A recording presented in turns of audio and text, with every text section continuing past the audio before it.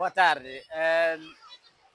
Estou me lembrando deste local que por volta de 1980, não foi 80, mas foi 98 que eu terminei o curso em Pemba. Depois regressei para Beira. Tivemos um encontro de jovens na praia, justamente nesta praia aqui da Ponta Geia, aqui nesta proximidade da Praça da Independência, que nós viemos fazer uma partida futebolística como jovens, mas éramos acompanhados por algumas irmãs, das quais estava a irmã Cristina, a irmã Anita, a irmã Maria Fernando Panganha. Enquanto nós jogávamos futebol justamente neste terreno aqui, tínhamos feito demarcações com balizas, estávamos a jogar. Ela, agora a atual esposa, a irmã Maria, estava na conjuntura dela e estavam a brincar, entrando na água, como está a acontecer. Como podem ver, tem pessoas aí a entrarem na água, a sair. É o que elas faziam, entravam e saíam todas molhadas, tal, depois voltavam a fazer essas brincadeiras. Então, enquanto estávamos aqui a jogar, em algum momento virei o meu olhar e vi as três irmãs que entravam na água e saíam com todo o sorriso, brincando daquele lado, onde justamente está parada assim a minha esposa. Aí mesmo, naquela zona, é onde estavam as três brincando.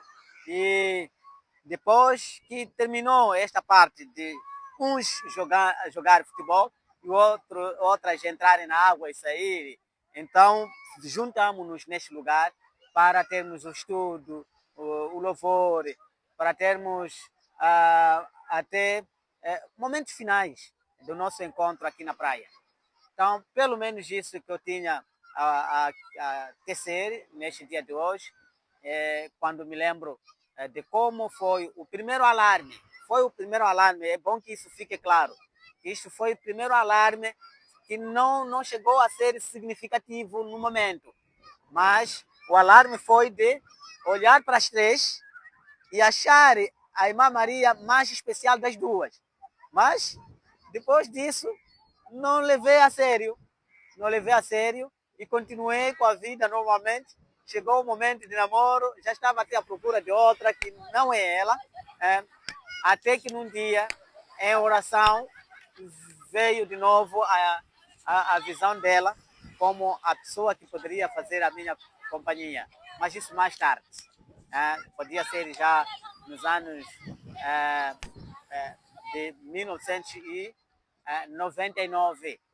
1999, quando já precisava de ter uma adjuntora, então é quando realmente em oração veio a visão de um vestido assim branco, aquele que se usa, nem aqueles semelhante àqueles que se usam em casamento, mas no meio era visível que quem estava lá era distinguível, né? Eu conseguia distinguir quem estava no meio daquele véu ou daquele vestido resplandecente assim branco.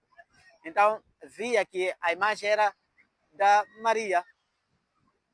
Depois tive um momento em que precisei de quebrar essa oração para tentar certificar se era isso que eu estava a ver, se era isso que teria significado para a minha relação.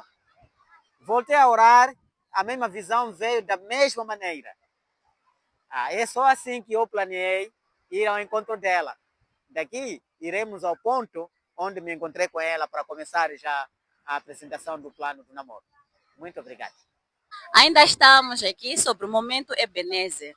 E então nós ouvimos aí o histórico de como tudo começou a ter bodas de prata, onde então começou o alarme. E agora estamos aqui com a irmã Maria e nós gostaríamos de saber, neste dia no programa da igreja, em que jovens estavam nesta praia, exatamente neste lugar, onde a irmã Maria esteve aqui com outras duas irmãs e o irmão Felipe do outro lado, observando. Nós gostaríamos de saber se em algum momento a irmã Maria também chegou a olhar o irmão Felipe e como se sentiu.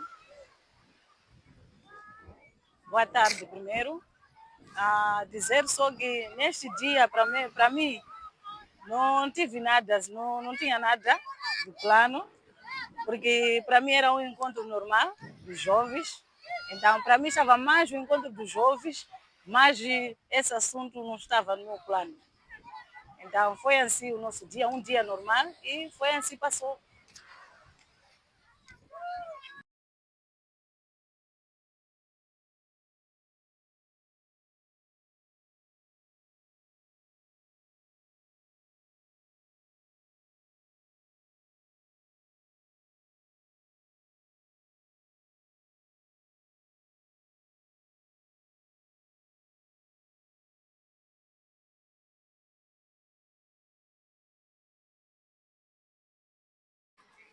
Depois de termos nos encontrado na escola primária do primeiro grau, era primeiro e segundo grau, dava sexta e sétima, a escola Mica Cabral, nós caminhamos, fomos nos acompanhando até este ponto aqui.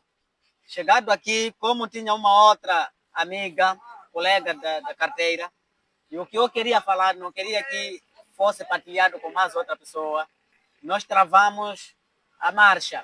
Reduzimos a marcha e chegamos aqui, travamos, enquanto a amiga continuava a fazer passos para frente. Então, depois disso, fiz algumas questões à minha agora esposa, né? Na altura, era apenas uma irmã. O que eu disse? Procurei saber se namorava. Foi a primeira questão que eu dirigi a ela. Ela disse que não namorava. O segundo ponto, ou seja, a questão que eu fiz de seguida, foi se ela tinha namorado algum dia. Ela disse que sim, havia namorado. E procurei saber se o namoro dela teria envolvido o sexo ou não. Ela afirmou negativamente. Disse que não tinha se envolvido sexualmente. Então foi assim que, depois disso, a marcha continuou. Aqui só paramos para ter esse tipo de conversa. Mas depois continuamos na marcha até ao ponto onde nós vamos para mostrar o que justamente chegou a acontecer. Depois de eu procurar saber se a Maria namorava e ela ter negado isso, depois de eu querer saber se tinha namorado antes e ela ter afirmado que sim, então também procurei saber se esse namoro teria envolvido sexo, ao que ela negou. Isso me deu força para continuar com a jornada, para chegar até aqui. Já que o raio que nos separa daqui para a casa dos pais já era curto, eu preferi não continuar a marchar em direção a este lado. Preferi parar aqui mesmo, para aproveitar o momento e apresentar o projeto. Aquela amiga, que era colega da carteira, continuou ainda porque vivia mais além. Deixamos ela caminhar ainda passos lentos. Nós paramos aqui. Mas tudo isso fizemos a pé, desde a escola Mica Cabral até aqui, ainda a pé. Íamos conversando. Mas aqui eu aproveitei dizer, na verdade, o que eu tenho como plano é de pedir-te em namoro. Eu desejo te pedir o namoro e com o namoro... Sim. Então, eu apresentei o meu plano de namoro, que eu queria namorar com ela. E procurei saber se ela consentia com este meu desejo ou não. E depois que eu fiz essa questão, fiquei agora preocupado se a resposta seria sim ou não. Só quando ouvi o sim dela, o meu corpo arrepiou-se. E eu disse, sim senhor, fui aceite. Então posso namorar com ela. Então foi desta forma que iniciou o nosso namoro. Começou aqui mesmo. Foi aqui que a declaração do namoro foi apresentada. Foi aqui que a aceitação para eu começar uma jornada com esta mulher linda começou. Foi justamente aqui. Então, a partir daqui mesmo, é que as coisas começaram a andar. É que comecei a frequentar mais nesta zona. Comecei a visitar mais. Até chegar o momento que deu para a gente se apresentar na casa dos pais. Até chegar o momento que deu para nós os dois nos apresentarmos na igreja.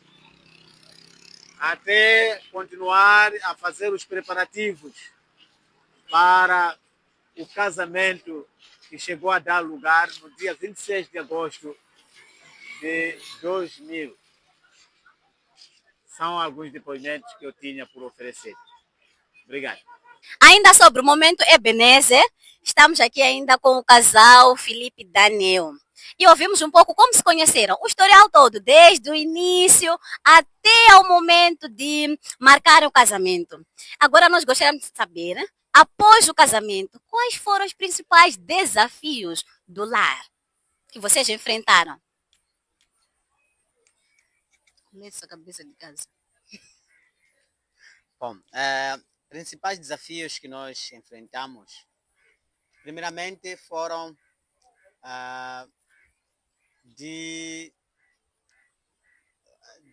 digamos, conformação, não seria isso, mas adequação, não é? Desafios de adequação. O que eu estou a dizer é que cada um tinha seus princípios e a sua forma de viver. Então, quando nos encontramos, era possível haver choque entre as cosmovisões que tínhamos, mas que não eram assim de grande magnitude. Há alguns pormenores apenas que precisávamos de trabalhar para que pudéssemos nos alinhar e que a nossa relação pudesse ser mais perfeita como tem sido hoje. Agora, sobre o grande dia, que foi o dia do casamento, qual é a lembrança que mais se destaca em vocês? E se vocês pudessem descrever em uma palavra apenas o vosso casamento, qual seria? Para começar, acho que a minha esposa tem mais detalhes, né? Mas eu tenho aqui a dizer que o maior destaque está nas condições.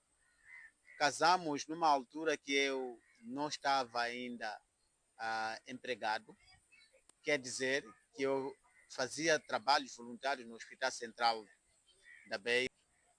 Sim, estando a fazer o trabalho voluntário no Hospital Central, eu não tinha salário no final do mês. Só quando houvesse atendimento especial que pelo menos tinha algum subsídio, que não era grande coisa. E nessa altura também prestava serviços de massagista em alguns clubes. O primeiro clube foi Pipeline da Beira, depois Estrela Vermelha, e em seguida voltei para Pipeline da Beira, depois parei. Nesse período em que eu era voluntário, o pouco que eu conseguia ia juntando.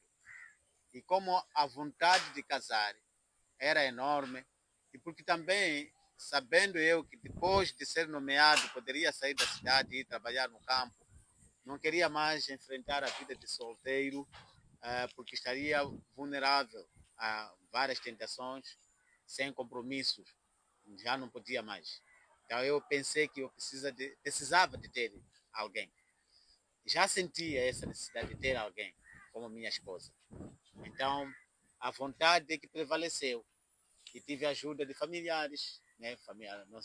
Nossos familiares apoiaram em produtos e fizemos o nosso casamento, não em salão, mas em nossa própria casa. Aconteceu o nosso casamento. Isso foi no dia 26 de agosto de 2000, do ano 2000. Então, o desafio foi justamente esse. Para realizarmos o casamento, foram recursos. Os recursos é que poderiam ser um grande empecilho, mas tivemos muita ajuda, graças a Deus. E a partir dali também aprendemos uma lição. A lição que nós aprendemos foi que a vontade é mais importante do que os recursos. Com vontade, pode-se chegar longe. Nós casamos só por causa da vontade que tínhamos. Olhando para trás, qual foi a conquista que mais deu orgulho para vocês, os dois, como um casal? Estou sendo o monopolizador, já que fui aceito fazer isso. Na verdade, a maior conquista foi de adequação. Nós fomos nos adequando, nós fomos nos correspondendo, nós fomos melhorando a nossa relação a ponto de vivermos como irmãos que saíram do mesmo ventre. Sabemos, todo um casal passa por alguns conflitos e nós gostaríamos de saber como vocês costumam resolver os vossos conflitos. Os nossos conflitos, nós temos tido momentos de conversa. Para nós, diálogo é a parte mais principal no nosso lar. Nós sentamos, conversamos, cada um diz o que não gostou, o que lhe ofendeu, e nós os dois depois nos pedimos perdão. Para falar de perdão, para mim foi um pouco difícil, porque eu não tinha esse pensamento de reconhecer ou de pedir perdão. Foi muito difícil para mim, mas graças a Deus eu aprendi com meu esposo. Ele, nessa área, para ele não sente perder. Pequenina coisa, se calhar até uma coisa que eu falhei, mas ele é o primeiro a pedir perdão. Então, ao do tempo, nesses 25 anos, acabei aprendendo também que eu devia reconhecer que eu falhei e tinha que pedir perdão. E depois disso, nós oramos, nos abraçamos e a nossa vida continua normalmente. Felipe, gostaria de dizer alguma coisa? Sim, só queria acrescentar. O meu acréscimo tem a ver com alguns momentos que não foram fáceis para nós, de termos que nos separar temporariamente. Ganhei a nomeação para ir trabalhar em Marromeu, deixei a família cá na Beira. Começou a ser essa uma experiência não melhor, é uma experiência que começou a me colocar no ambiente de solteiro de novo. Mas mesmo assim, mantivemos a nossa conexão. Depois, eu chamei a família para vivermos juntos em Marromeu. Trilhamos juntos até completar 5 anos em Marromeu. Depois, a minha esposa foi a Jocum para fazer o curso missionário como jocumeira. É um curso que se chamava de ETED. O que significa ETED? Jovem com uma missão. Não, Jocum é Jovens com uma Missão. ETED era um curso por extensão, né? Sim. Era um curso de preparação de jovens com uma missão. Sim. Até pararem na aldeia de Micaúne, né? Para tirar uma tequenha, né? Sim. Sim. Então, aquele curso aí, missionário, ela foi fazendo.